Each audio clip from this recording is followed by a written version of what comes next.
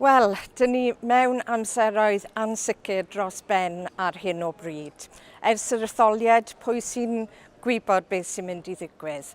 Ond mae un peth yn sicr. Dwi yma yn dal i fod yn llais cryf i Gymru yn y Senedd, a dwi'n gwybod bod y llais yna yn cael ei chlywed hefyd. Dyn ni wedi bod mewn cyfarfodydd gyda swyddogion a chynrychiolwyr fydd yn cynnal y trafodaethau gyda Prydain.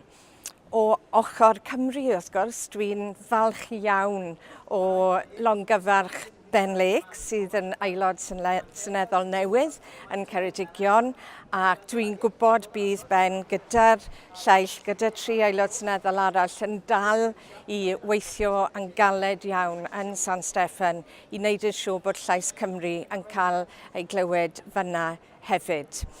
Dwi yn benderfynol bod ni yn mynd i cael cytundeb sydd yn dda i Gymru, ac felly bydda i yn cydweithio yn agos iawn gyda nhw i sicrhau hynny.